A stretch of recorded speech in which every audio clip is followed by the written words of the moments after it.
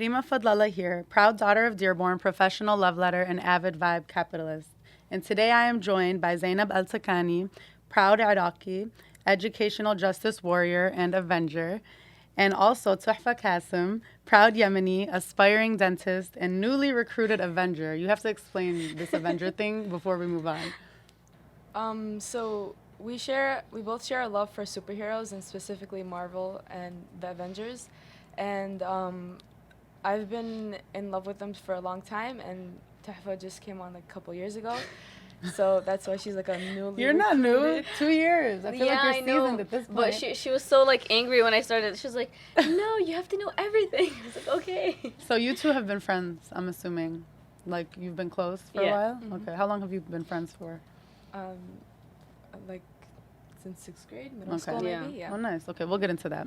So our first question, the theme for season 2 is never sleep on a DG.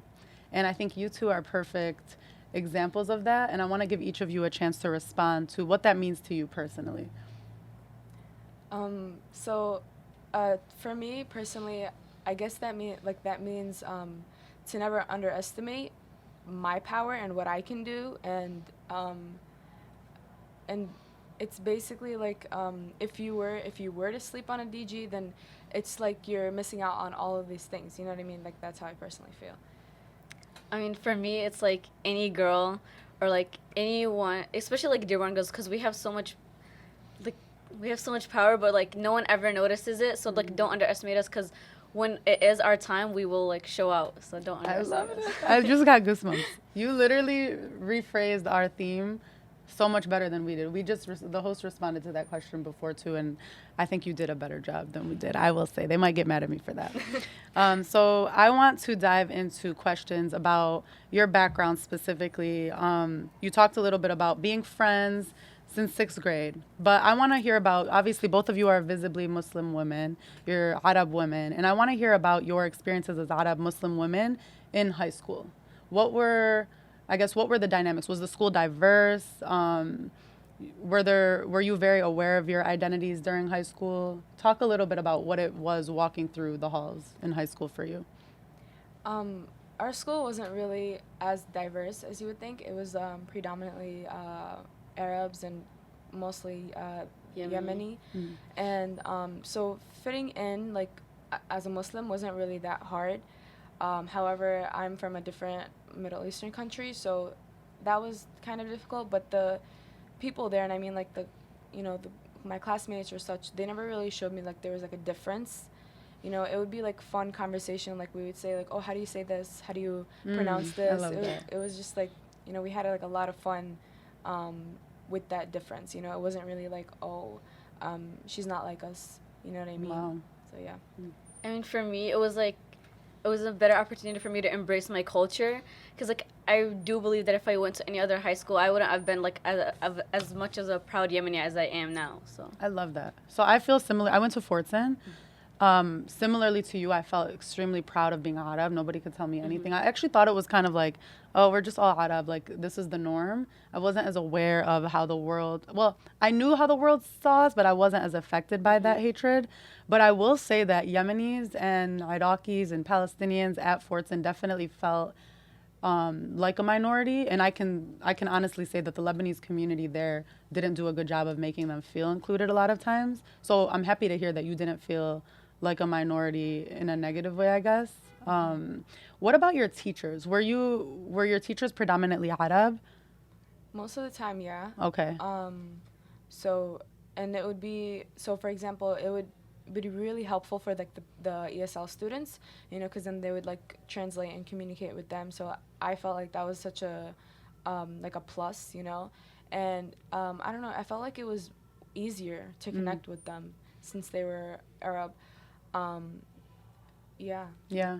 but like when we did have like any like white teachers or like anyone who's not Arabic, and it was like they'd come in and they'd be like so overwhelmed because they didn't really know it was like predominantly like Muslim school, but then it was like kind of fun. Like we would teach them some of our words, and then they'd like embrace the culture themselves, and they'd leave like learning so much more about us. And were most of them young, the ones who they were okay so much were younger. they teach for America, do you know? Yeah, okay, a lot of them I did were. teach for America, and I knew a few people who were part of your schools. I don't know if it was exactly the school that you attended.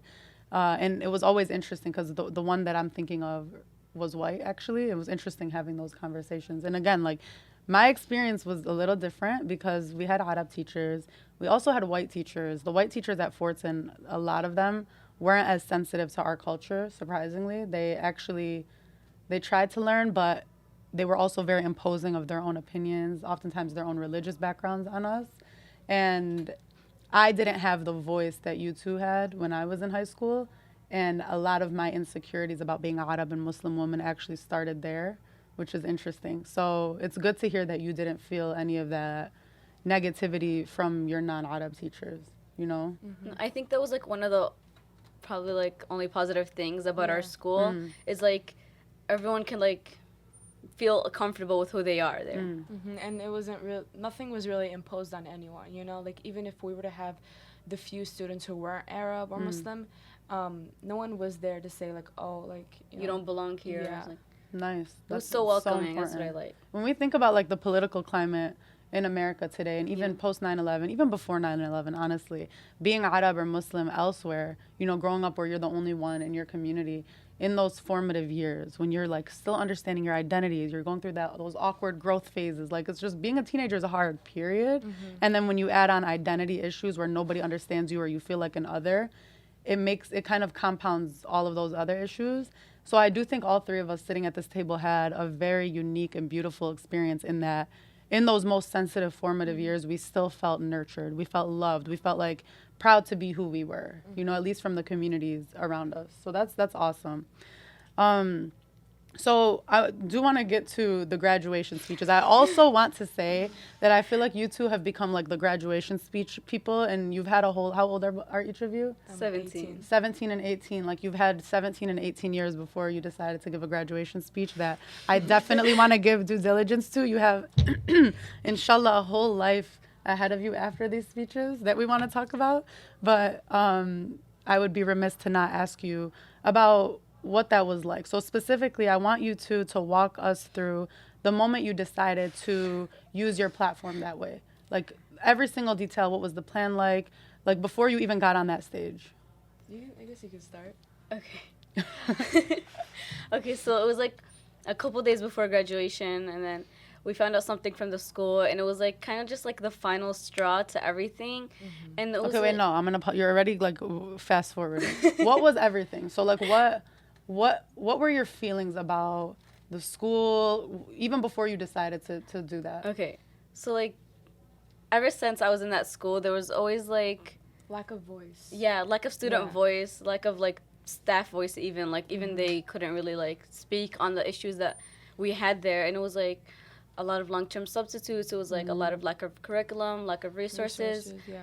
And like when we would voice our like opinion, it was like a lot of like shutting us down or like giving us excuses or like we'll get back to you on that, and it just never did happen.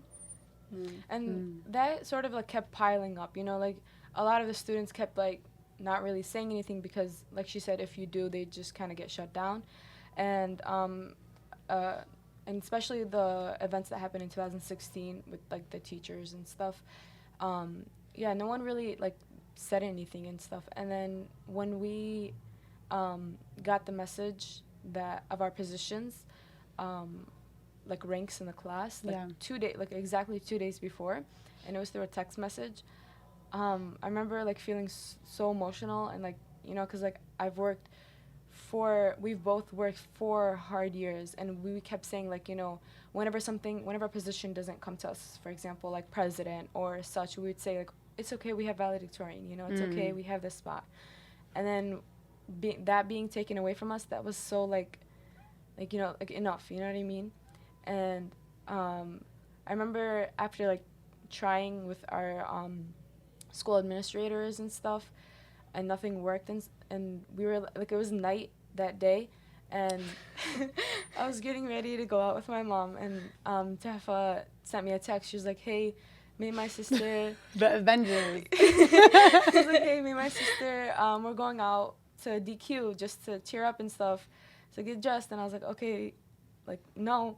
She's like, I'm going out with my mom. I'm not gonna Yeah. come. I was like, no, you have to get dressed right now. I'm gonna come pick you up. Aw. And then she comes and, it was like a nice little, like, we sat in a booth, like, at the very far corner. And then Tuhfa was like, she had, like, an agenda. She's like, okay, so we're here because... Go ahead. I was like, I have a plan. She literally called a town hall meeting.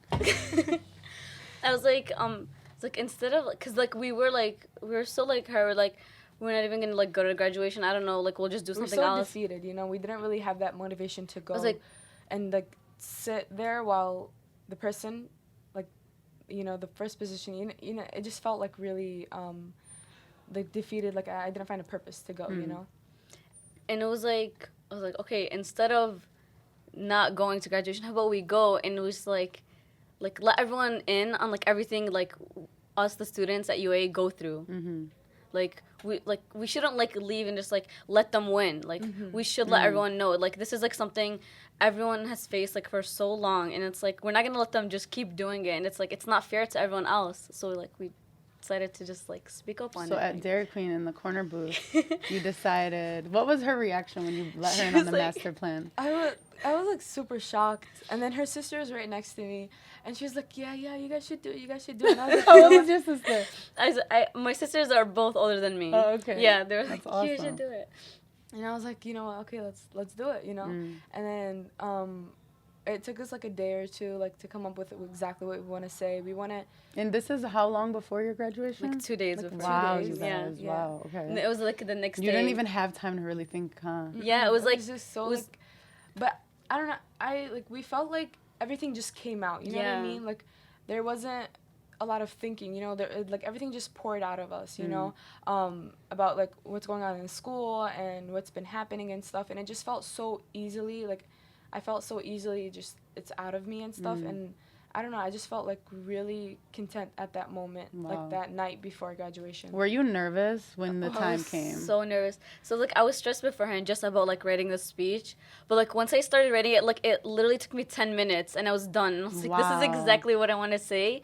I was like, I don't need to add anything else. And then Who did you tell? Like who? Well, if you can tell me that. Yeah, no, it was Yeah. only my immediate family and then her immediate family. Yeah, it That's was, like- pretty much all that knew. We didn't want to risk like not even our like closest friends. We just want to say like, just keep it family, and then that way when we do present, everyone will just be that way it won't spread around, and then we won't get to present and such like that. So. I worked in education, as I mentioned, and when these events typically happen, anyone who's speaking typically sends their speech to someone to review or to the administration. Did you all have a I guess fake speech that you sent? Yeah, that's okay. pretty much what we did. Her speech was actually from the Amazing Spider-Man, Gwen's speech Yeah. at the graduation. You copied and pasted it? And they didn't even notice. They was like, okay, see you at graduation. See you wow. at graduation. Okay. It was very like with that response was like, okay, see you at graduation. I don't know, that just really like made me so mad. It's like, why aren't you taking my feelings into consideration? Like we've both worked like these long years and stuff, and then we just decided like that's it, and then it was like the morning of graduation, and graduation was like at 6 o'clock or 4. Yeah, No, it was 4. 4 o'clock, and I remember feeling like this intense like nervousness, and I was like, I can't do it. And at that time we were also like fasting because it was Ramadan. So you were gonna read the Spider-Man speech instead? Were you considering doing that? No, I'm just that's Like you had no backup plan. that shit had no backup doubt. Like I for sure was gonna read it. It's just the fact that like getting up there and just doing that, Right. that just what kept me on edge. And I would like text Tuhfa, and she would be the same, and she would be like, oh, like like, I'm just so nervous and stuff. And I remember like going to graduation, and in that little corner before we had to walk out. Yeah, they made us stay in like this room before. And then it was like all of our friends were like, "Why are you so nervous? You're just gonna give a speech." Yeah, We're they're like, so like weirded yeah, out. like you guys have no idea. Wow. It was literally I was like throwing up in the morning. I Oh was my so God. nervous, and I was like, "Oh my God!" But then I would also like call her, and I was like, "You are gonna do this. Don't worry. Like we're still gonna do this." But we we're both so nervous. And it was like funny because we kept looking at each other in that room, and we're like, are you sure like you want to do this? And like I don't know, my palms were so sweaty and stuff. And as we went in and sat down, we had this keynote speaker who was talking about like fear and overcoming fear, and I just like look right at her. Yeah, it was like it was meant for us. It was like You this know? motivational speaker who was talking about like when you know you're doing the right thing, you're just gonna do it, and fear is not gonna matter at that point. And I was like, and then like, we kind of like looked at each other. I was like, this is meant for us. Yeah, I was this like, was like such a sign. Like it felt, like I felt so empowered by that, and I was like we're ready to go. Let's just not think about it. And then Zainab actually went first when she was giving this speech. so they went by order. Oh my God. Yeah. So what? Okay, backtrack. I'm like, I already kind of know this story, but hearing Yeah. it from you two is so much better. What were you scared of specifically? Like, what were the thoughts that were, I can imagine, but I want to hear it from you. Were you afraid of something that would happen in that moment?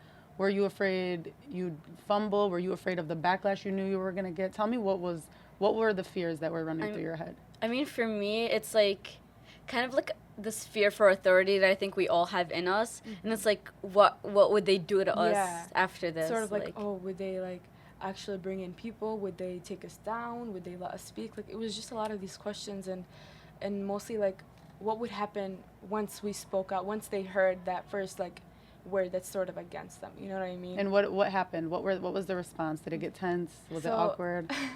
I started my speech by thanking my mom, and I was like, speech or not, I'd have to thank my mom because that's what I planned to do when if I were to get that position. That's like that was my only thing. I was like, you know what, thank my mom. That's my first thing. So I began by thanking my mom. Khalto. Thank you. And then the first thing I believe I said was, we've worked 4 long, hard years, and unfortunately this is not a valedictorian speech, this is a salutatorian. And then I had to point to Tuhfa for like, dramatic effect. And out of the corner of my eye, I see like all the administrators are like on the stage, and I just like see the look of worry, and I just felt like that just made me want to continue. And I actually had some parts in Arabic to read for the parents and stuff, but like I just see my like principal just get up and try to tell the tech people just to turn off the mics. I was like, let me just get down, and then Tuhfa can continue the rest. And okay, and then it was like my turn to get up, I guess. And then as I was going on stage, I was already my stomach was like hurting. I was like, oh my God, I had like butterflies. I was like, yeah, she just dropped the bomb, and now you. Yeah, and I was like, I had to like continue it, and I was like, continue where she left off. And then I went up, and then they put their medal on me, and then they were just gonna like have me sit down, and they weren't even gonna let me say a speech. And I was like, no, I'm gonna say my speech. And then they're like, no, you're not gonna say your speech. And then everyone kind of like started. Our class was so cute. They're like, yeah, speech, everyone started chanting like. Goosebumps. Everyone was like chanting like, let her the speak. Avengers, let the Avengers speak. I was like, let them speak, let her speak. And then like I started reading without the mic because I was like, I'm gonna do this. I was like, it was kind of like an adrenaline rush at that point because I was nervous, but at that point like all the nerves were gone. I was just like, I'm just gonna do it. Like I know I'm doing the right thing, so I'm just gonna do it. And then the superintendent went on the mic, and she was like, because she's seen everyone was getting angry that they didn't let me speak, like, you know what, we believe in freedom of speech, we're gonna let her speak. So then I go to the podium, and before I was gonna say the speech, the principal was like, oh, just read off the podium, read the speech you sent us. And I was like, no, I'm not gonna do that. Then I pull out my paper out of my pocket, and I just start like reading the speech. And then it's like you can see like the administrator's face start turn the more I continue. And then at one point they just like shut off my mic completely. And I just like started, I didn't even know my mic was shut off until I heard everyone's like, speak louder, your mic is off. Also like at a point in her speech, wild. Yeah. It was like at a point in her speech where she was like revealing everything, like she was just letting it all go and stuff. And then the administrators were like, they were like not having it. Yeah, it was like when I started talking about how they fired those 8 teachers like a couple years ago. And then they were so like, oh my God, like she's gonna like expose us basically. And then I started talking like even louder and like without the mic. And then like the superintendent went on the mic, she's like, escort her out. And I was like, I had no idea what was going on. I was just like reading my speech. I was like, I'm just gonna keep going. And then the principal just came up to me, she's like, just go have a seat. And I was like, I wasn't gonna have a seat until like one of the administrators that actually respected. He just looked at me, he's like, okay, you've said enough. Just like, go have a seat. I was like, okay, I said enough. Why do you just out of curiosity? What made you feel more willing to listen to that person? I mean, like throughout our like senior year, they've helped us so much with just like everything. Like every time we wouldn't be able to do something, they would like try to like have like a backup thing that we would be able to do, or like they'd try to get it to work for us. And it was like someone there was actually like hearing us out and trying to help us. So I was like, you know what, like fine, I'll get down.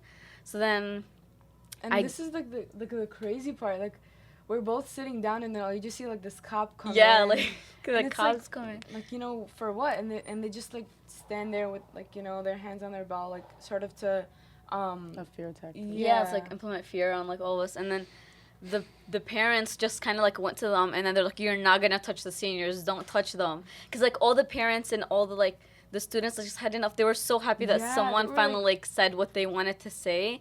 And that's what everyone kept coming up to us and telling us, right? Like, yeah, like especially after graduation, like these parents were like, good job for you, like I'm so proud and stuff. And I was like, at the same time I was kind of shocked, because like there's all of these people that were just so scared to speak up and so scared to voice their thoughts, that the moment someone like actually did and stepped up, they're like so proud and like happy, you know what I mean? Right. Wow. I'm honestly in awe, and so many thoughts are going through my head. Number one being, I couldn't have been that person at your age. I wasn't that person. There were a lot. I could have written, like you said, it could have taken me 10 minutes to write everything I ever felt about my high school experience that I know a lot of students, parents, even some teachers would have resonated with. But I felt very disempowered because, like you said, authority rules.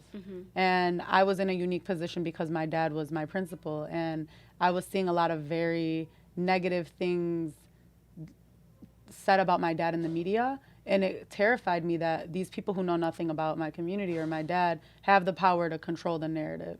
I never felt like I had the power to control the narrative. And so when I heard about what you two did, I'm like, I need to be on this table with them to hear, because it's very interesting. And the other thing that was going through my head is I'm in a very unique position because I was in education. I'm still passionate about education. Everything I ever do will be about young people and figuring out how we can pick up where schools are leaving off every day, because schools are not doing their jobs. And I can say this having families, you know, many members of my family in education, trying to be on the front lines of changing that. When I was a teacher, my students sound a lot like you right now. One of my students knew that one of her teachers was never grading their work and never actually reading it, but just deciding what mood he was in that day and grading them. And so she literally did something similar to what you did with the Spider-Man speech, and wrote about like fried cheese or something for a chemistry, or I don't remember what subject it was.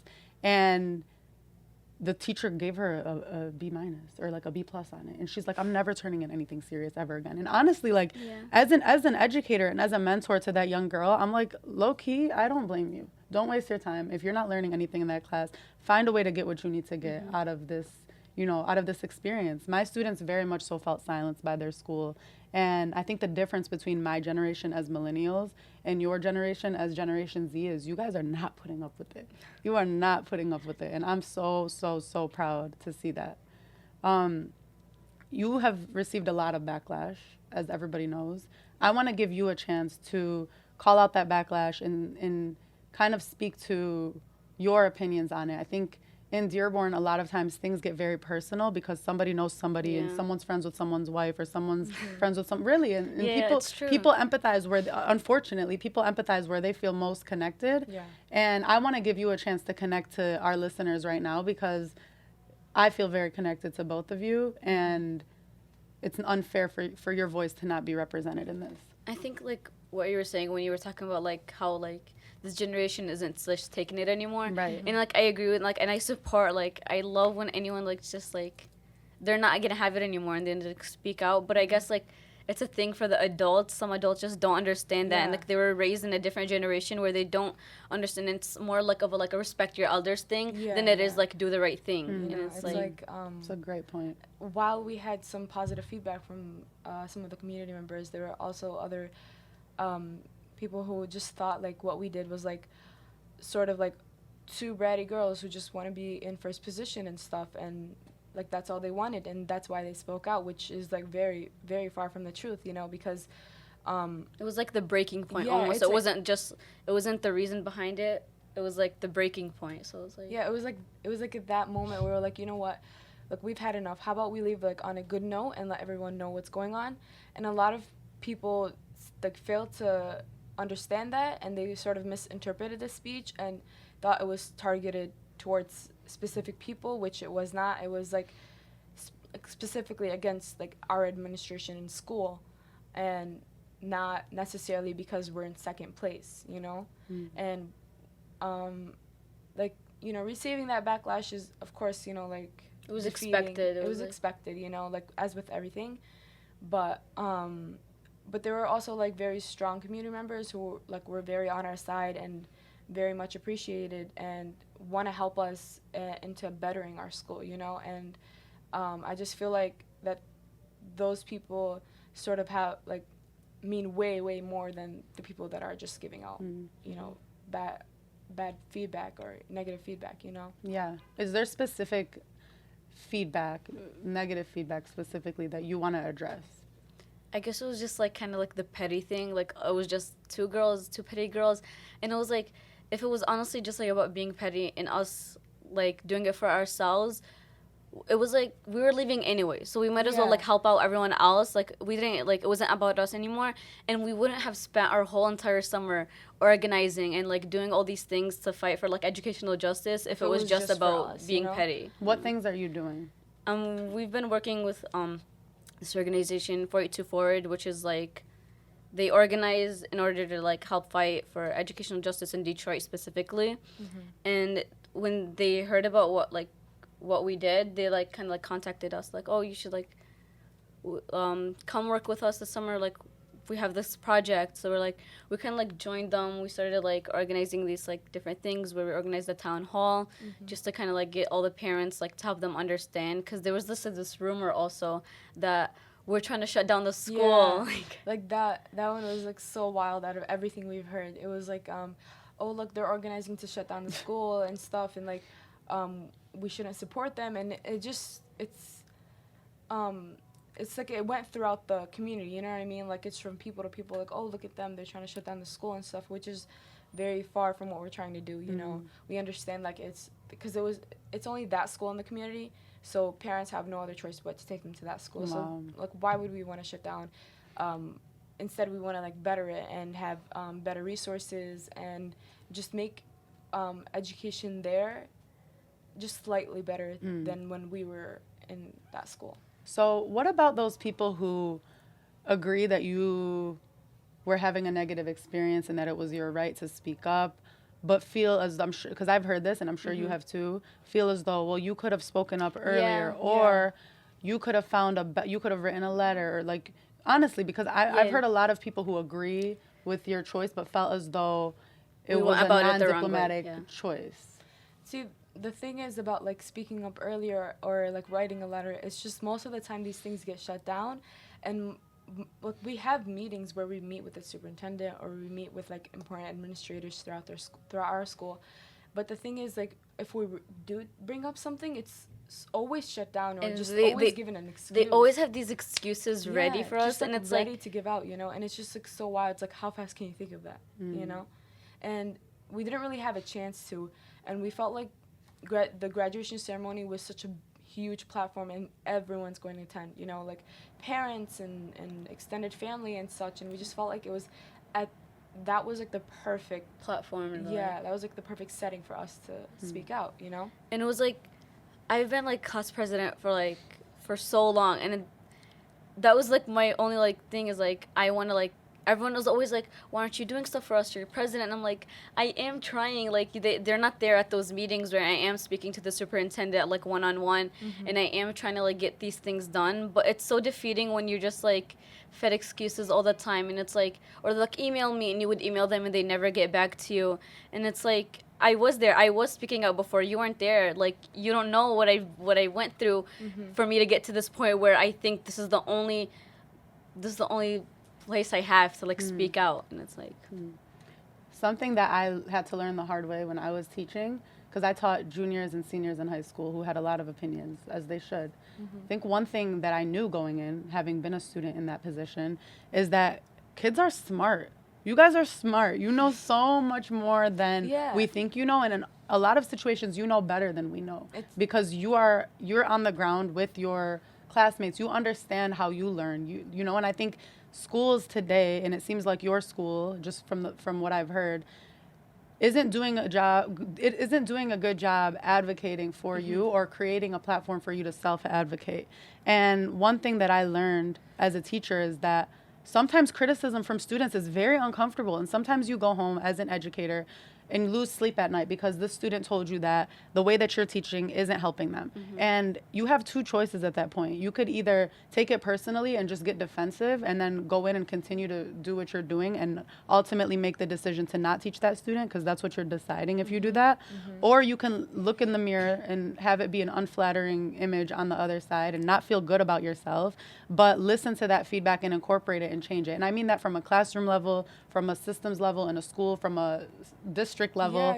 I don't think, and this is my criticism having been an educator, I don't think there are enough leaders in our community who are willing to look in the mirror and see an ugly image on the other side and realize that it's not about them and how they feel, but it's about the fact that students are not happy with their experience. All I needed to hear from you two is that students were clapping and saying, speak up, speak up, speak up, and that parents were defending you. In my mind, if you're a school leader and parents are not happy with their child's education, especially given that they don't have choices to be sending their kids elsewhere, you're literally like, what are you doing? You know, so my question to you, given that, is what do you feel? Do you feel like what would you tell educators? People who do get uncomfortable when they hear that criticism, educators, school leaders, what is the message that you want to leave them with? And I mean, like, unfortunately, like, a lot of educators do take the first route where they do take it personal.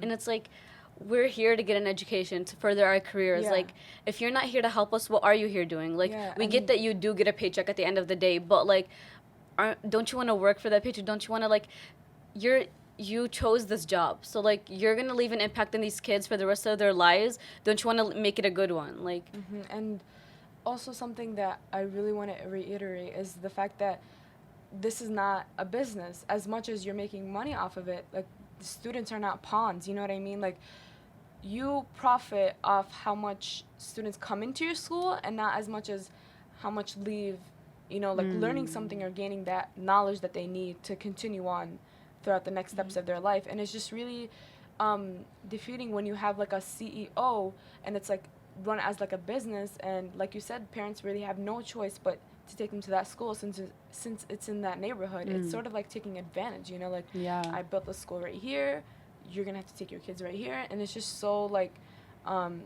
concerning, the fact that these leaders think that way and treat this like sort of like a moneymaker, you know what I mean? and it's like, I don't want to make this a political thing where it's like charter It is versus political. Yeah, because like charter versus public, but sometimes you do have to get political with things, and it's like it's unfortunate that a kid has to tell you this, but when you have like a price tag attached to your morals and you're waiting for whoever makes like the highest bid, and it's sad that you're gonna do that at the expense of these kids' education and their futures, and it's like, we just want to learn. That's all we want, and it's like, you're gonna make it that hard. And it's also the thing, like I said, about the next steps of your life. I want to be able to go into college and be at the same level as college students and not having to catch up and like wasting a whole semester just trying to get up to their level, you know what I mean? And it's so frustrating when you are put in that position. Do you feel, be honest, do you feel like you can compete with any other student based on your education? No. Of course not. And it's sad to hear, but it's also like a lot of like alumni from our school also like reached out to us and like, thank you, like, you guys did what I couldn't do or whatever. And it's like, they're telling me their stories about how they're a year and a half behind and they're gonna graduate 2 years after what they were supposed to because they didn't get the education going in that they were supposed to, and it was like a lot of playing catch up. It was like, I'm so upset right now. Like, I honestly, like, I'm emotional because, like, I feel like I already knew your answer, and I was hoping that you guys said that you did what you needed to do. And I'm not blaming you. Like, it's not your fault. At the end of the day, you're spending 7 hours at school, and you should be getting prepared for something, right? I think that, like, right now, and like, I'm so proud of you. But one thing that I want to urge people who are listening, you know, regardless how they feel about your decision, is just like nothing else matters other than what you just said right now. You guys are not feeling prepared to go to college.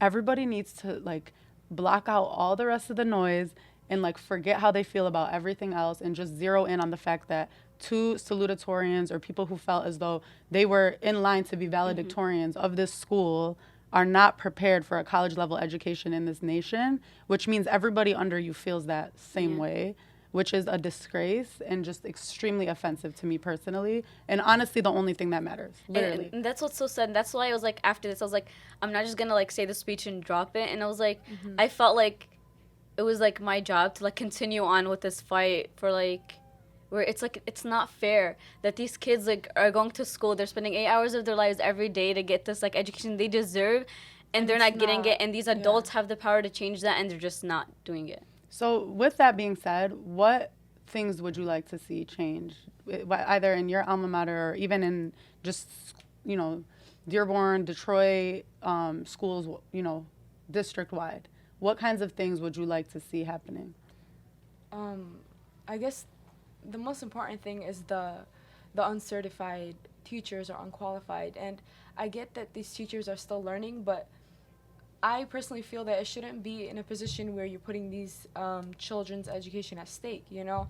Like, you can learn, but at the same time, these children need that sufficient education to move on with their lives, because there's more than high school. There's college, and then there's graduate school. And like Tuhfa said, it's a lot of playing catch up, you know?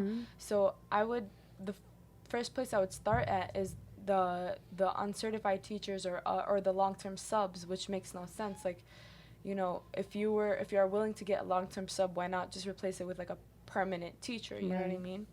Yeah.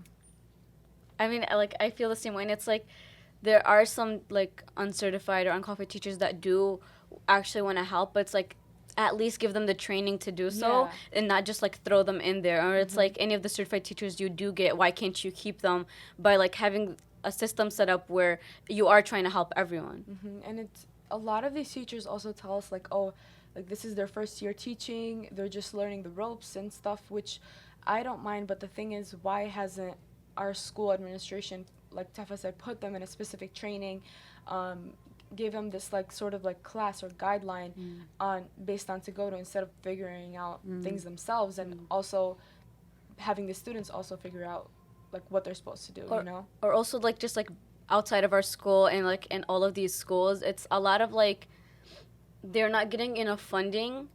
Because like there's so many reasons where you could find a way to get funding for these schools, but instead you're funding so much unnecessary things. Like, it's like, don't the kids matter first in their education? Like, we are the future, you should fund us, and not all these other things that are like aren't gonna really do anything for us. What are each of you, so how has this, I guess, not tainted, but how has this changed each of you personally, and how do you plan to use this passion that you have moving forward in your careers, in your personal life, both? So like I was pretty aware of what's going on in my school, but after this and how it all blew up, and like these different people started saying like, oh, this is what happens in my school, that really opened my eyes, and it just made me realize that this is more than just our school kind of thing. This is like a statewide, almost like a statewide thing, you know? It's a national thing. Yeah, and it's like really concerning that this is going on. And it just like, for me, like moving beyond this, I felt so passionate about like educational justice, and I felt like this moment, this graduation speech, like moved me forward into that, you know? I guess the same for me, and it's like that's not even like the career path I chose. It's like I'm going into like the biological field, but it's like I'm still gonna fight in my spare time. I'm still gonna continue to fight because I am so passionate about this. Like, in order for everyone to get to a point in their lives where they do feel like they're ready for the next step, they do have to be like, prepared beforehand. So like I'm gonna continue. Good. That's amazing. I'm obviously upset that this experience is one that we all share, but I'm happy that I feel like I have other people in this community, which there are many. There's a lot of people who are talking about this, but I'm happy that you two are, I guess, taking on this work too, because it's so important. And it's definitely a racial issue as well, because Yes. if we were in a white affluent Yeah. neighborhood, That's so nobody would allow their kid to be taught by a long-term sub. Everything. I think it's like- everything would yeah. be different. I don't know. Like They take advantage of these underprivileged communities, Yeah. and they feel like they can't speak out. And it's like a thing. Like I forgot who I heard this from, but it's like, just because you're in poverty doesn't mean you are poverty. And I think that like speaks so like I don't think a lot of people understand that. Yeah. Wow. One thing I want to leave you with before I ask you our closing question is something that my dad used to say that stuck with me, and I think it speaks to your courage. And it was a Arabic proverb, and it's al sakit an al ha shaitan akhras, and you know what that means, but I'll translate it for those who don't, which is those who are quiet about the truth are silent devils. And anytime I feel like there's a truth that needs to be spoken that I'm being, I guess, intimidated to silence about, I think about how high the stakes are to not be a silent devil. And I feel like that speaks to what you two did. You know, it was easy for you to write that because it was true. You were just literally letting the truth play its role, and you were feeling afraid, but you didn't want to be silent devils because you also knew the stakes were high for those who came after you, and hundreds of kids each year who are not feeling prepared for college. So I'm proud of you. I know you have a lot of support. I hope you get more support after this episode. My final question to you is, in one sentence, why are you proud to be a Dearborn girl? I'm proud to be a Dearborn girl because of the support that comes from it. Speaking out and then getting all the support and all this love, that's just so overwhelming in a good kind of way. And that just makes me so proud, you know? I'm proud to be a Dearborn girl because we're living in a community where it's like a lot of us share similar backgrounds, and we're able to uplift each other with that. So awesome. Thank you, ladies, so much for being on the show. Thank you for having us. having us.